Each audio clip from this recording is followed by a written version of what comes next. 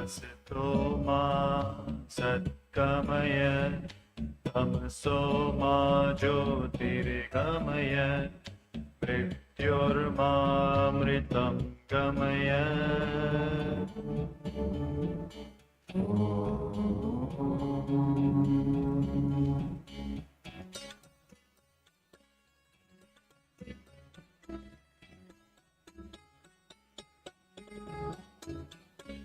असतो मा सद्गमय तमसो मा ज्योतिर्गमय मृत्योर्मामृतं गमय.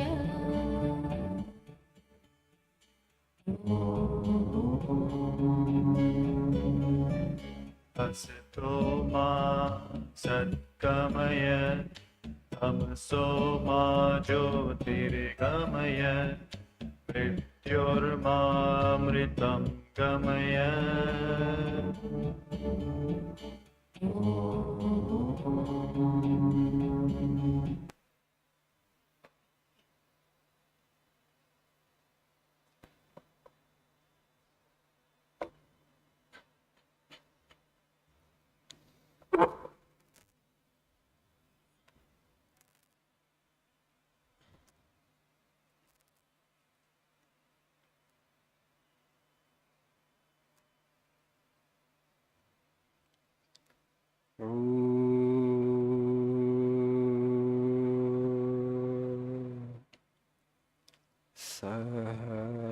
सहनातु सहनौ भुनक्तु सह वीर्यं करवावहै तेजस्वी नावधीतमस्तु मा विद्विषावहै.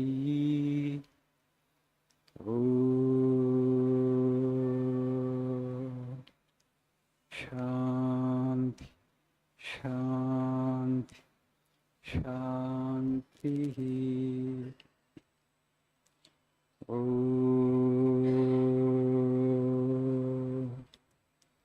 असतो मा सद्गमय तमसो मा ज्योतिर्गमय मृत्योर्मामृतङ्गमय.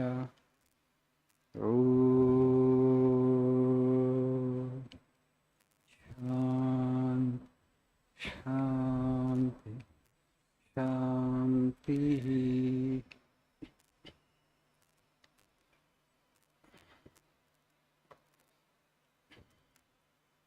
Good morning, Guten Morgen.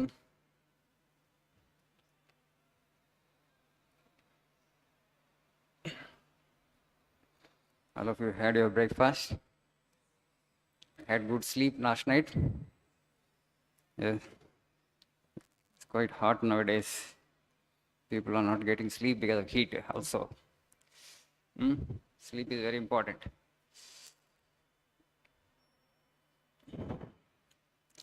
So please see page number 102. If you have this book in your hands. The first quote in the page. Our lifeblood is spirituality. If it flows clear, if it flows strong and pure and vigorous, everything is right. Political, social, any other material defects. Even the poverty of the land will all be cured if that blood is pure. Do you get that?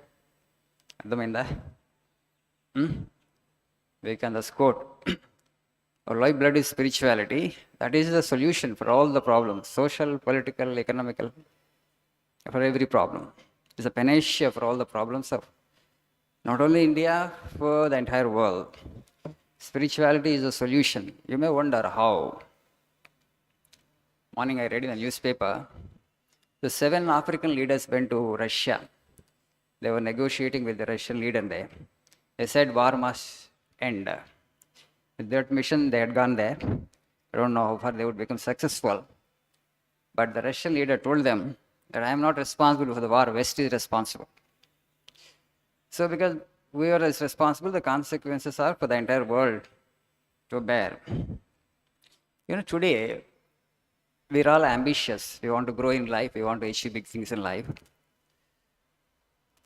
As I think I already mentioned, for animals, if you just look at any animal, for example, lion, it got that day's food. It doesn't disturb any other creature. It just rests in itself. Okay? No animal, once its food needs are taken care of, it doesn't disturb any other animal, including a snake. The so-called poisonous creatures, venomous creatures also, they don't trouble any other creature. The lion, for example, once if it had its meal, maybe another prey is going just by its side, it doesn't touch it. Only when it is hungry again, it goes in search of food. But human being is not like that. It's a very complex creature. Your basic necessities of life are satisfied, then afterward the real problem comes for human beings. You don't even know actually, you have not figured out actually what you have to do basically. That's a big problem in the world. We can't just rest like that, like an animal. So I don't know whether good or bad, because the next step in evolution you have not figured out. That is the big problem. Once the physical necessities are satisfied, where you have to engage your energy, that we have not figured out. You are supposed to cultivate the intellect and you are supposed to become spiritual. But we become ambitious on a materialistic plane. Though you have all the minimum needs are satisfied, you want more, you long for more. You don't even know why. That's why, because we are all like that, we are all created like that, there is competition in the world, there is corruption in the world. Why corruption? Not that the people who are indulging in corruption, they don't have the basic necessities satisfied. They're leading a luxurious life. They have actually all the luxuries, but still they are growing for more. Why? By their indulging in corruption, you think. That is the biggest problem of this society in India. Because you have not figured out the next step in human evolution. The next step is cultivating the intellect and growing spiritually, doing meditation, prayer, selfless service. They will actually bring fulfillment to you in life. Not more accumulation of money or more accumulation of properties. You just see Ramakrishna Paramahamsa. See, he was also an ambitious guy, very ambitious. But not on a material plane. He was ambitious on a spiritual plane. The goal of life is to go from the particular to the general, to discover that one which explains the whole. Our rishis have figured out, he was a modern rishi in that way. He was ambitious, but on a completely different plane, not on a material plane. He was never interested in money, never interested in properties, but he was interested only to know God. Because he figured out, he understood that only when you know the creator of the universe, you would really become fulfilled. Then all your questions are answered, all your doubts are cut asunder. Then only you will become fulfilled, you will have the real peace and happiness. So he became intensely ambitious in that direction and ultimately cracked the truth. Vivekananda's disciples are also like that. Today the biggest problem is that 90% of the human population is ambitious only on a materialistic plane. Because of that there is competition, because of that there is greed, because of that there is corruption, because of that there is exploitation. So all the stress that you experience, basically is for that reason. All the stress. The corruption in India is eating into the vitals of the nation. The quantum of corruption, 70 to 80 lakh crores. Once you actually give spiritual ideas to people when they are at school, you can make people actually turn their ambition in a different direction. So all the material needs of all the people, 1.4 billion people can be taken care of. But greed of a certain section of the population actually is affecting the entire population. So that we have not figured out. At a national level, I am saying that if you become ambitious, nation versus nation, okay? Today you become jealous of that nation because they have become more powerful economically. It's a superpower economically. Militarily, it's a superpower. There's a race going on between nation and nation. The ambition of most of the nations is to become an economic power or a military power. So, okay, you have become economic power and military power. Where you will use that weaponry? You have invested, so much of money, and also the best part of the technology goes only to invent weapons. Where you will use them? Ultimately, you will use against yourself. So that's why Swami is saying it is spirituality which solves the problems of human beings and nothing else.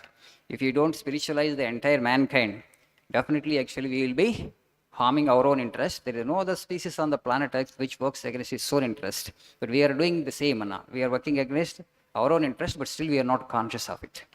We are not conscious of it. That's the problem. We don't know where it leads to. Today the war is here. I told actually. At least these African leaders, had gone there and they became conscious now. Actually, you need to stop it because you can't let it to actually slip out of control. As I told, actually, First World War, Second World War also started like that. That's why in our culture we say, Loka samastha sukhino bhavantu, Loka samastha sukhino bhavantu. That means may there not be any war lust in any human being. The universal prayers we say. Of course, ultimately everything happens by the will of the Lord. But from your side, you must make the best of the effort to stop any kind of that, what kind of war itching or whatever you may say. Krishna made the all-out effort to stop Mahabharata war, but ultimately it happened. But he did the best of the effort. Okay? In Bible there is a statement, blessed are the peacemakers, for they shall be called sons of God.